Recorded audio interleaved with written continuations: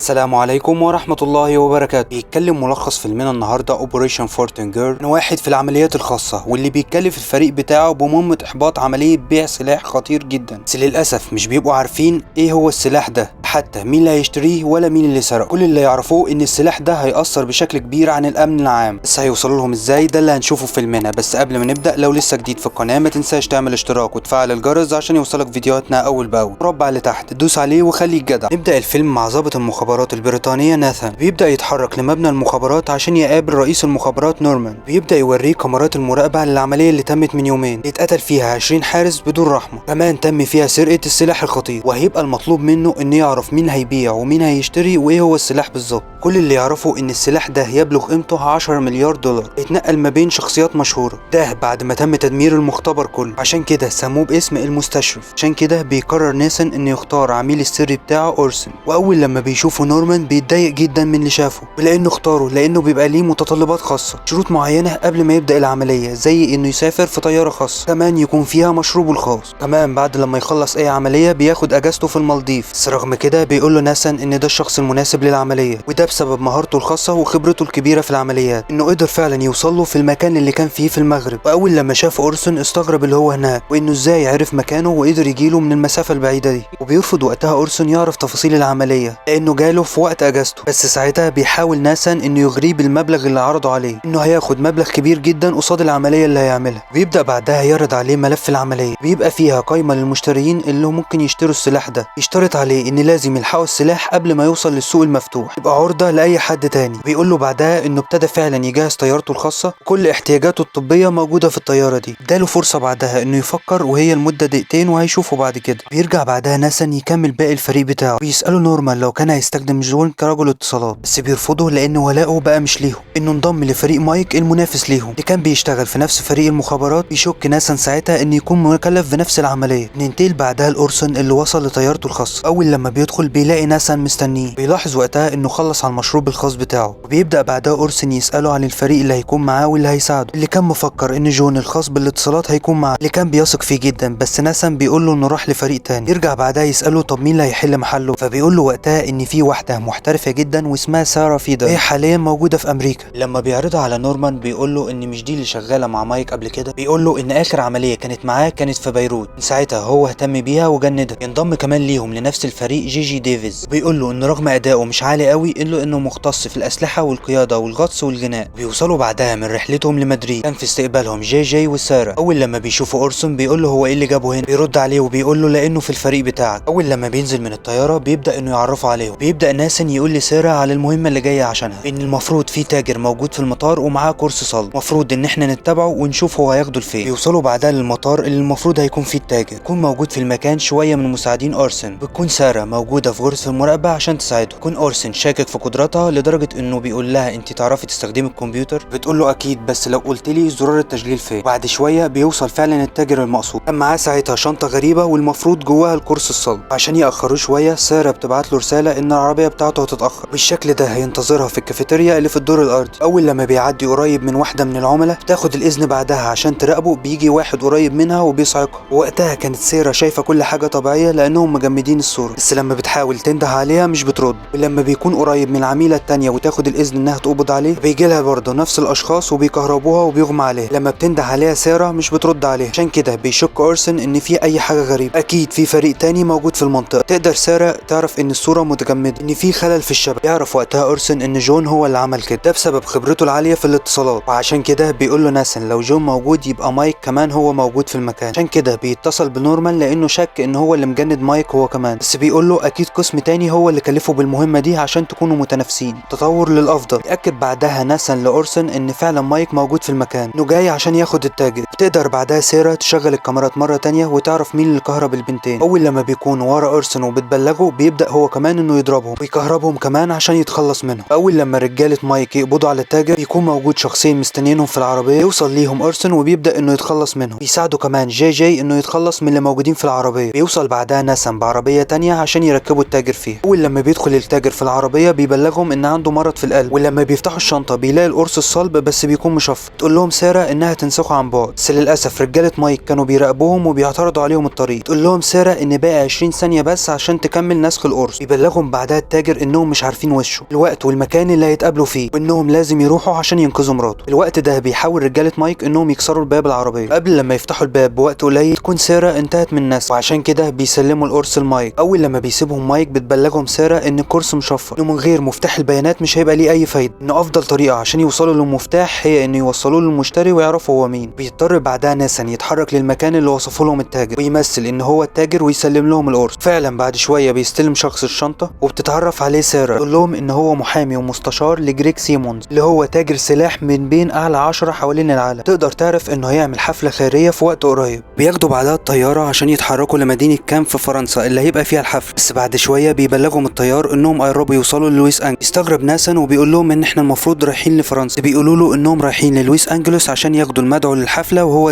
داني بيكون نجم مشهور من نجوم افلام هوليوود، واللي بتصدفه ان تاجر السلاح بيكون من الفانز بتوعه، بيكون كمان مهووس بالمشاهير. بيتفقوا معاه ان ساره تكون صديقته. تقدر ساره انها بطريقه معينه توصل لاخبار يبتزوا بيها داني، وهي ان بيخون مراته مع اختها، كمان معلومات على المنتج بتاعه عشان يجيبوا لهم المكان اللي هم عايزينه. اول لما بيوصل لهم اورسن يسيب المنتج المكان وبيعتذر له. بعدها داني يتضايق من الموقف ده ومن وجود اورسن في الطياره بتاعته، اللي بيحاول انه يهديه وبيقول له ان العالم محتاجك في اهم دور في حياته. ولما بيساله هو مين بيقول له ان انا مدير اعمالك تشارلي. ده الدور اللي هو هيمثله وهم رايحين مع بعض مدينه كان. لما بيرفض داني بيحاول اورسن انه يهديه للمره الثانيه، يقول له ان معاه اخبار كتير ما يحبش انه ينشرها، عشان كده مش بيكون قدامه غير انه يروح معاهم لمدينه كان. اول لما بيوصلوا بيكون داني متوتر جدا بسبب الدور اللي هيعمله، انه كفايه انه هيقابل تجار سلاح. بس بيبدا بعدها اورسن وساره انهم يهدوه، يقولوا له ان هو نجم كبير واكيد هينجح في المهمه دي، خصوصا كمان انهم مهووسين بيه وبيحبوه. بيقولوا له ان مهمته بس انه يشغله لغايه لما هم يحاولوا يتقربوا من تليفون سيمونز اللي هو تاجر السلاح. بياخدوا بعدها قارب ويتحركوا لليخت اللي موجود عليه الحفله الخيريه. يبدا بعدها ناسان يبلغ اورسن انه ما يشتريش اي حاجه، ان مش عندهم ميزانيه انهم يشتروا اي حاجه، كفايه الميزانيه بتاعت متطلباته واكله وشربه، ويركز بس على اللي هيشتري المستشرف. بعد شويه بيقدروا يوصلوا لجريج واللي كان قاعد مع مجموعه من رجال الاعمال، اللي ما كانش مصدق وقتها انه شايف داني قدامه. يستغرب وقتها جريج هو مين اللي دعاه للمكان ده، رغم كلام ناسان لاورسن ان ما يشتريش اي حاجه. فكر بعدها انه يشتري عقد الالماس اللي كان معروض للبيع. تيجي بعدها مساعده جريج وبتقول له ان هو اشتراه، كمان بيكون اداه هديه اعجاب لداني، بيقول له ان دي هديه بسيطه عشان كل وسائل الترفيه الاسطوري اللي قدمها طول حياته. تعرفوا بعدها على اصدقائه ترينيت وارلون، الاثنين شغالين في التكنولوجيا الحيويه، ان هم كمان السبونسر بتوع الحفله الخيريه الليله دي. يقول لهم ان واحد منهم ثروته 12 مليار دولار والتاني 17. بعدها بيعرفهم على ساره اللي كانت قايمه بدور ماكيلا صديقته، وكمان اورسن اللي كان قايم بدور مدير اعماله تشارلي. بس جريج ما كانش مصدق وبيقول له ان شكله بيوحي غير كده، ان وظيفته اكيد لعمل كبير جدا. بيلاحظوا بعدها ان التليفون بتاعه مع المساعده بتاعته ايميليا. ساعتها كان ناسان والجاي بيراقبوا الحفله كلها. بيقول بعدها اورسن لساره انها تروح وتقابل ايميليا تكون قريبه منها عشان تشوف التليفون. لما بتقول له انت هتروح فين، فبيقول لها ان في جرسون في المكان، ان هو نفس الشخص اللي كان راكب العربيه وقدام المطار، عشان كده بيتاكد ان مايك موجود في المكان. بتتحرك بعدها ساره عشان توصل لايميليا. اتصل بعدها مايك بناسان لانه بيعرف ان الرجاله بتاعته موجودين في نفس المكان اللي هم موجودين فيه. حذروا وقتها من انه يتقرب من المهمه بتاعته والا هيدمره. بتقرب بعدها ساره بشكل كافي للموبايل بتاع جريج اللي كان موجود مع المساعده بتاعته ايميليا. الشكل ده هتقدر انها تخترقه. المهمه دي بينجح فيها جاي يبلغها ان في واحد بيقرب منها ويخش عليها دلوقتي. الشخص ده كان مستشار جريج. لما بيسالها هي هنا ليه بتقول له انا ببص على اللوحه دي. حاول بعدها ساره تقضي اكبر وقت في الاوضه دي عشان جاي يقدر يكمل اختراقه للموبايل. بيقدر بعدها اورسن يوصل للجرسون اللي كان بيراقبه اللي بيشتغل مع مايك. يبلغه جاي انه قطع الاتصالات ما بينهم. لما بيحاول مايك فعلا يتصل بيه ما بيسمعه. حاول بعدها اورسن انه يرشيه وياخد الساعه بتاعته ويبعد عن العمليه، او انه يبعده فعلا عن العمليه بس بوشه مكسور. بس بيبان بعدها ان الجرسون بيطمع في حاجه اكبر من الساعه، عشان كده بيضطر اورسن انه يتخلص منه ويضربه. بيبان وقتها ان الجرسون مدرب بشكل كبير جدا. بسبب احترافيه اورسن بشكل كبير بيقدر انه يتخلص منه بسهوله. بعد شويه بيبلغ جاي ساره انه خلاص انتهى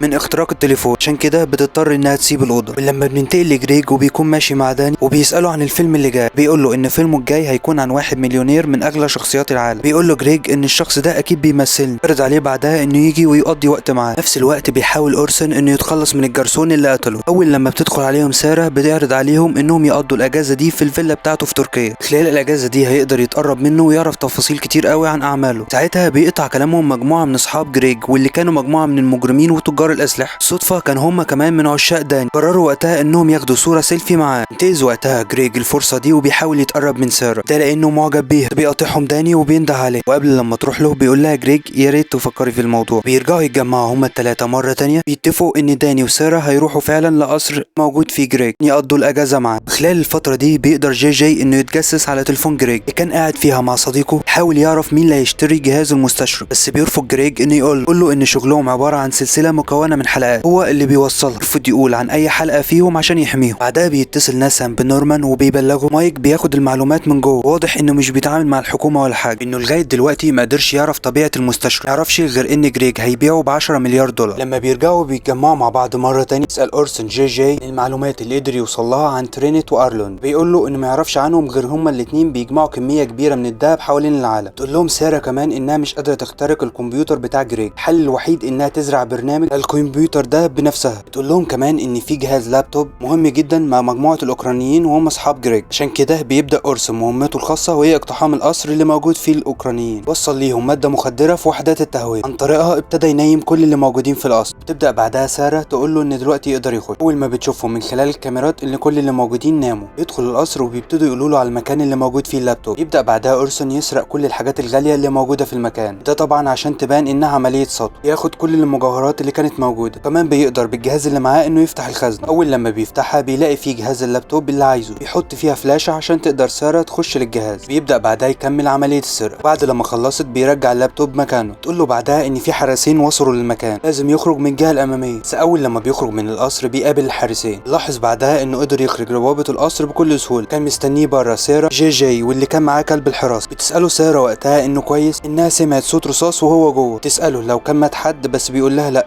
تاني يوم بيروح عشان يقابلوا ناسا. يسأل اورسون لو كان حد شافه ولا لا، بس الغريب ان اورسون ما ردش اجابة صريحة على السؤال. ابتدى انه يطمن ناسا ويقول له ما تقلقش. بعدها بيبلغهم سارة انها قدرت تفتح الجهاز. بعدها بيقول لهم جي جي ان في حد بيتصل بجريج. الاتصال ده كان من ارلوند وترينيت. ابتدى يقول لهم انهم جمعوا مال كتير قوي من حفلة الايتام وقت لما هم قابلوه على المركب. بس بيرجع يجي لجريج مرة تانية تليفون يقول لهم ان هيقفل معاهم وهيكلمهم مرة تانية. الاتصال ده كان جاي من واحد اسمه آسف، بيبلغوا فيه عن عملية السرقة اللي حصلت امبارح للاوكرانيين، انه سرق كل المجوهرات والمال اللي موجودة في المكان، بس وهو خارج وقفوا 2 من الحرس. ابتدى وقتها اورسون يطمنهم ويصرخ ويطلب منهم انهم ما يأذوه، عشان كده بيطمنوا وبيتساهلوا معاه. بس وقتها ابتدى اورسون انه يضربهم، يتخلص منهم بشكل فظيع جدا، لدرجة انه كسر لهم ضلوعهم وضرب على واحد نار في رجله، وده اللي كان مخبيه اورسون عن ناسا. يقفل بعدها الاتصال معاه. تقدر بعدها تعرف سارة مكان آسم في تركيا، مدينة أنطاليا. وبيبدأ بعدها ناسن يقول لهم ان سارة وداني هيتحركوا للقصر اللي موجود فيه جريج، حاولوا يعرفوا ايه اللي هيشتري جريج بالظبط. فورا بيبتدوا رحلتهم عشان يتحركوا لتركيا. بعد رحلة مش قصيرة بيقدروا يوصلوا لمدينة أنطاليا. بيقدر داني وسارة انهم يوصلوا للقصر اللي موجود فيه جريج، اللي كان مديهم طيارة خاصة عشان يوصلوا للمكان. اول لما بيوصلوا بيوريهم معرض السيارات بتاعه، اللي كان من ضمنهم واحدة من العربيات اللي مثل فيها داني في فيلمه. بيتفاجئ وقتها داني انها موجودة في قصره ده، لانها كانت من العربيات المفضلة عنده، وكمان كانت فيها المسدس اللي كان بيتصور بيه. بيقول له ان العربية دي كانت حلم حياته وكان نفسه يشتريها، عشان كده بيقول له جريج طالما عايزها خلاص هي ليك. بيديها له هدية بدون اي مقابل. ياخده بعدها في رحلة قصيرة بالعربية الجديدة. بيقول له وقتها ان مؤخرة السيارة لسه مضادة للرصاص. نفس الوقت لما بتكون سارة موجودة في القصر تحاول توصل للكمبيوتر الشخصي لجريج، بس بتلاحظ ان موجود في الأوضة كاميرات مراقبة. اول لما بتمشي بتقابل ايميليا، تسألها لو كانت عايزة حاجة ولا لا، بس ساعتها سارة بتقول لها ان البيت كبير ومليان بالتحف. تبدأ تسألها عن الأوضة اللي موجودة فيها. لما بتعرف مكانها بتسيبها وتروح للأوضة. نفس الوقت بيحاول اورسون وجي جي انهم يراقبوا آسم. بتقدر بعدها سارة انها تسيطر على الكاميرات المراقبة اللي موجودة في القصر. تتحرك بسرعة لمكتب جريج واللي موجود فيه الكمبيوتر بتاعه. بتقدر انها تفتحه وبتحاول تعرف هو بيشتري ايه بالظبط من آسم. بتعرف بعدها انه بيشتروا منه مجموعة من الأسلحة اليدوية والقنابل، وده بخلاف ما كانوا متوقعين انه هيشتري مستشرق. بيطلب ناسم بعدها انها تسيب المكان وتمشي، بس سارة ساعتها بتحاول توصل لمعلومات اكتر عشان تورطه بعد كده. بيبدأ بعدها يبلغ اورسون بانه يلغي العملية، وده لانهم بيطاردوا الشخص الخاطئ. بس رغم كده بيصمم اورسون ان جريج متورط في العملية. بيوافقوا ناسن انه يكمل عمليته بس يراقبه من بعيد. يطلب بعدها من جي جي انه يراقب الموبايل بتاعه، بس بيقول له هو ممكن يعمل كده لو اقترب منه بشكل كافي. بس وقتها بيشك ان في حد بيراقبه. كمان بيبعت رسالة لجريج انه متراقب، بس جي جي بيمنعها انها توصل. لما بيحاول يتصل باسم بيوقف الاتصال. وقتها بيشاور للشخص اللي معاه انه يتخلص من الراجل اللي بيراقبه. بسرعة بيبدأ الشخص ده انه يوقف اورسون. وبيعرف بعدها اورسون انه قدر يتعرف عليه. بيحاول يتخلص من الشخص اللي قدامه بشكل سلمي، ولما يلاقي مفيش منه فايدة بيضطر انه يتخلص منه وبيضربه.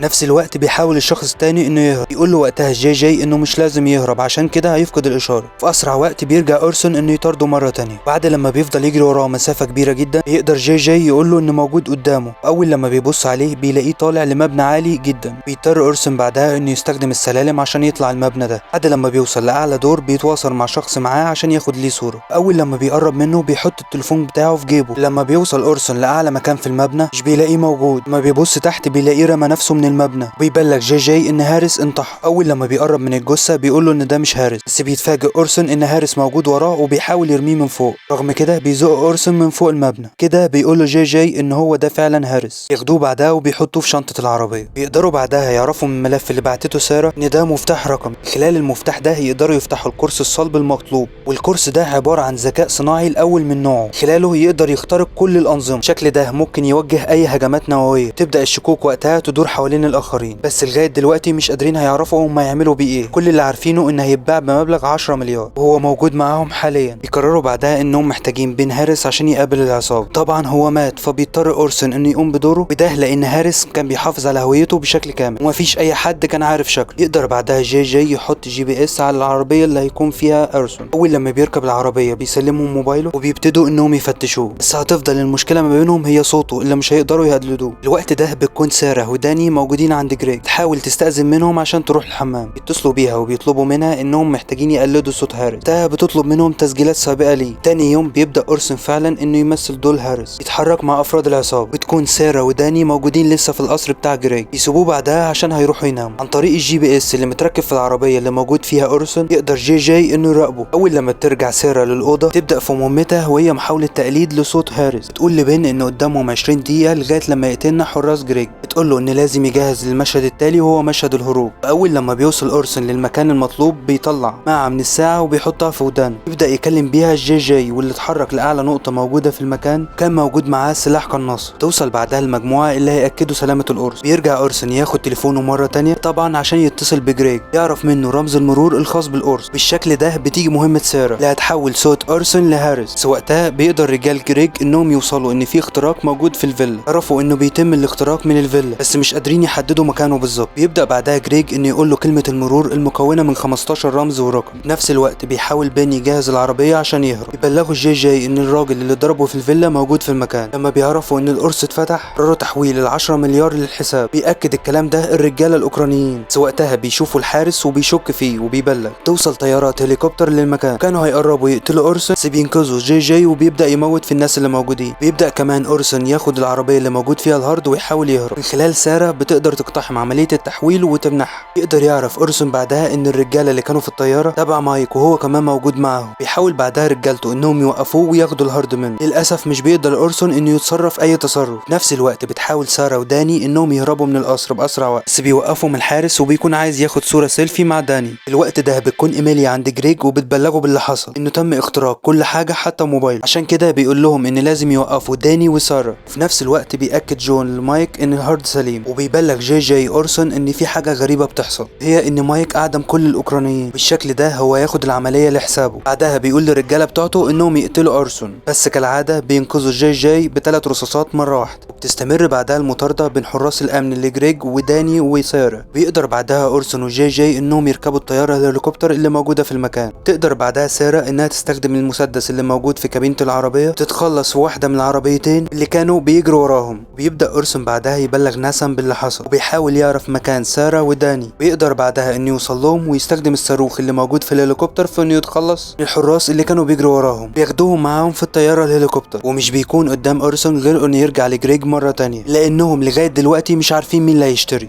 وانهم هيهددوه بالمعلومات اللي قدرت ساره انها توصل له عن طريق الكمبيوتر بتاعه اللي هتحبسه لفتره كبيره جدا. فعلا بيوصلوا للقصر اللي موجود فيه ويقولوا له ان كل الفلوس اللي وصلت له هيتبرع بيها للايتام والمتضررين من الحرب. ابتدوا بعدها يسالوا عن المشتري، لو ما قالهمش هيسجنوه لبقيه حياته عن طريق المعلومات اللي وصلوا لها. بيقول لهم ان اللي هيشتري هم ارلوند وترينيت، انه هيستخدموا الذكاء الصناعي ده في بعثره نظام البنوك العالمي. ده السبب اللي خلاهم يشتروا ذهب بقيمه 40 بليون دولار، وده لانه ده الشيء الوحيد اللي هيتعاملوا بيه بعد كده لما لما يبوظ نظام الاقتصاد العالمي. يطلب منه اورسون انه ياخده للمكان اللي موجودين فيه، بس بيقول له للاسف هم عندهم جيش خاص صغير. بيبدا بعدها داني يترجاه ويقول له انه عايز يشوفه وهو شغال، وده طبعا لانه عايز يمثل شخصيته في الفيلم. تتحرك بعدها المجموعه للمكان القريب اللي قاعد فيه ارلوند وترينيت، وبيبتدي ساره تراقب المكان عن طريق الدرون. بيبدا جي يامن المكان عن طريق القناصه اللي معاه. تبدا ساره تقول له على مكان الحراس اللي موجودين فيه في المكان. في نفس الوقت بيوصل داني وجريج، ارنولد وترينيت، كان موجود معاهم مايك. بعد مهمه طويله بيقدر اورسون وجي انهم يقضوا على الجيش الصغير، كل الحرس اللي موجود في المكان. بيقول لهم جريج ان سبب الزياره دي هو انه ما يدفعلوش العموله بتاعته. بيقولوا له وقتها انهم ما سلموش حاجه. بيبدا جريج يقعد وسطهم، بيقول لهم انكم جداد في اللعبه، مفيش اي حد رفض انه يدفع لي، زي حسين والقذافي واسكوبار. يطلب بعدها من داني انه يطفي الاضواء. يقول لهم انه عنده صواريخ مافريك IGM 65 زي اللي هتشوفها دلوقتي. يبدأ انه يعد 1 2 3، بس مش بيحصل اي حاجة، بس بيرجع يعد مرة تانية من 3 ل1، وبتبدأ كل المنطقة المحيطة بيهم انها تتفجر. وبيدي لارنولد وترينيت ورقة فيها قائمة اسماء وعناوين الاشخاص القريبين منه. عن طريق الصواريخ اللي معاه هيقدر يفجرهم في المكان اللي موجودين فيه. الحاجة الوحيدة اللي هتوقفه هي انه مدير اعماله يتصل بيه يقول له ان المبلغ اتحول لرصيده. من ضمن الاسماء دي كانت والدة ترينيت. بيسموهم بعدها ويمشوا. وبيحاول مايك يفهمهم انهم بيضحكوا عليهم، بس رغم كده مش بيكون قدامهم غير انهم يحولوا له الفلوس. بس بيبلغوا جون بعدها انه قدر يقتحم النظام، انه دلوقتي يقدر ينقل اموالهم، هو دلوقتي مش محتاجهم خالص. ساعتها بيشاور للفريق بتاعه بيأمرهم انهم يتخلصوا على كل اللي موجودين. لما بيوصل اورسون للمكان مش بيلاقي اي حد لان كلهم ماتوا، بس بيقدر يوصل للشنطة اللي موجودة فيها الهارد. تنبهه بعدها سارة ان في حد موجود وراه. بيظهر مايك وهو بيحاول يقتله، بس بينجح اورسون انه يتخلص منه ويقضي عليه. ولما بيرجع ينزل للفريق بتاعه بلغوه ان ناسا موجود في الدوحة، وهو بعت له الطيارة بتاعته المخصوص اللي موجود عليها كل متطلباته. فعلا بيركبوا الطيارة وبيروحوا على الدوحة. هناك بيتقابلوا بناسا اللي كان مستنيهم هناك، وبيبلغهم هناك ان في مهمة تانية هيقوموا بيها تبقى باجر كويس قوي. بس اورسون بيقول له ان هو رايح في اجازه، مش مهم بالنسبه له العرض بتاعه. بيسيب له الشنطه اللي فيها الهارد. بيوافق ناسن فعلا ان ياخد اجازه، بس بشرط تكون مدتها 36 ساعه. بس اورسون بيقول له اسبوعين. ناسن مش بيوافق وبيقول له يومين. يفضلوا يفصلوا مع بعض لغايه لما بتوصل لاسبوع، شرط ان يديله كل المجوهرات والساعات اللي سرقها من الاوكران، ده لان الحكومه محتاجاها. بس بيقول له اورسون انه باعها واستثمر فلوسها. بس كده يا سيدي، دمتم في امان الله. كل اللي وصل للاخر انتوا احلى واجدع ناس.